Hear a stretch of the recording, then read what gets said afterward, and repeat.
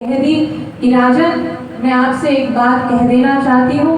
ये मेरी मन की भावना है जिसमें मुझे आपका भी सहयोग चाहिए, क्योंकि बिना आपके सहयोग के ये कार्य पूरा नहीं होगा।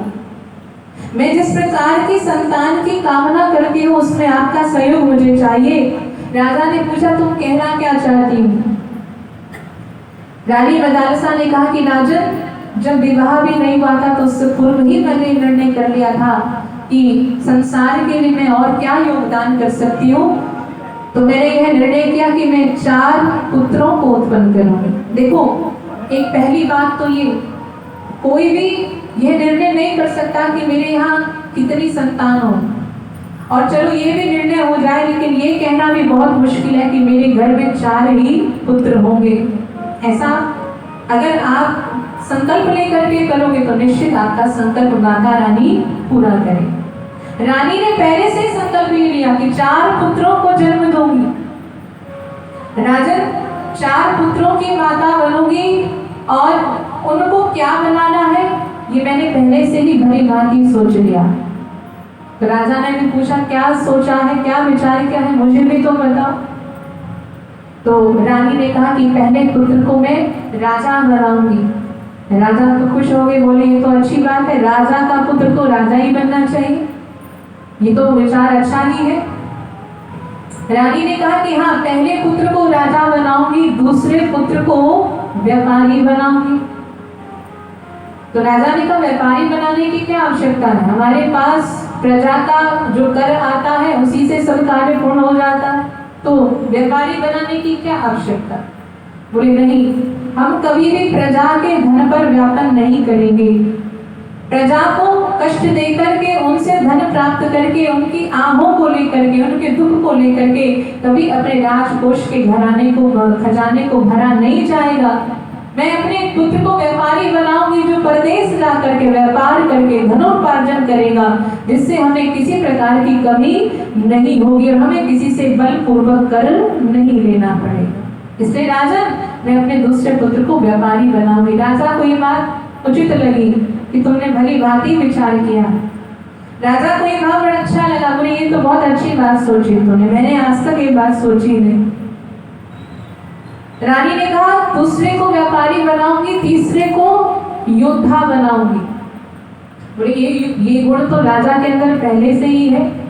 एक राजा में सभी प्रकार के गुण डाले ही जाते हैं, तो एक अलग से योद्धा बनाने की क्या आवश्यकता है।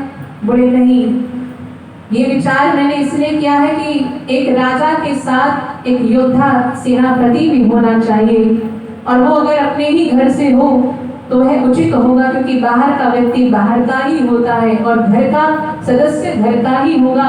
तो ये मेरा विचार है, जब वह योद्धा बनेगा, क्योंकि राजा के कार्य क्षेत्र में कई प्रकार के कार्य होते हैं, उसका मस्तिष्क कई कार्यों में उलझा होता है, तो एक योद्धा बनाऊंगी जो केवल युद्ध भूमि के लिए तैयार किया जाए। राजा ने कहा, ये भी बहुत अच्छी बात है। तीनों बातों को सुनकर के राजा बहुत प्रसन्न हो गए। अब चौथी बात को सुनना, और मैं देखना चाहूंगी कि वो भाव आपके भी मुख पर क्या होता है, क्योंकि राजा तो निराश हो गए। 3 बातों को सुनकर के तो बड़े खुश हुए, लेकिन जब चौथे पुत्र के बारे में कहा रानी ने कि चौथे पुत्र को भी मैं बहुत सुंदर, बहुत श्रेष्ठ, उसे तो मैं समाज की सेवा में समर्पित करने वाली हूँ, उसे मैं परमात्मा के चरणों में समर्पित करने वाली हूँ, उसे तो मैं ऐसे ज्ञानवेता बनाऊंगी, उसे तो मैं सब समाज वालों को दिशा प्रदान करने वाला एक श्रेष्ठ संत बनाऊंगी। ऐसा कह करके जब रानी ने कहा तो राजा का तो मन उदास हो गया। राजा का मुख ही उतर गया कि रानी तुम ये क्या कह रही हो। राजा का क्या कहना है कि रानी, क्या तुम्हें अपने चौथे पुत्र से शत्रुता है क्या? क्यों तुम उसको सब सुविधाओं से दूर करना चाहती हो, राजभोग विलास से दूर करना चाहती हो? उस चौथे पुत्र ने तुम्हारा क्या बिगाड़ा है, उसे क्यों इस प्रकार से त्याग की भूमि में भेजना चाहती हो?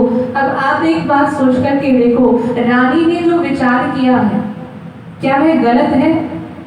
और उसने जो चौथे पुत्र के लिए उन्होंने विचार किया कि उसे मैं क्या बनाऊंगी, एक संत बनाऊंगी, जो समाज को दिशा देगा, जो समाज को एक सुंदर कार्य समझाएगा। क्योंकि क्या करना है क्या नहीं करना ये शास्त्रों के द्वारा या गुरुओं के द्वारा ही समझाया जाता है। राजा की मति भी भ्रष्ट हो सकती है, व्यापारी की मति भी भ्रष्ट हो सकती है, एक सैनिक की मति भी भ्रष्ट हो सकती है। तो इन सब की बुद्धि को भटकने ना दिया जाए, उन सबको समझाने के लिए मुझे एक संत की भी उतनी ही आवश्यकता है। तो राजन चौथे पुत्र को तो मैं संत बनाऊंगी। तो आप समझिए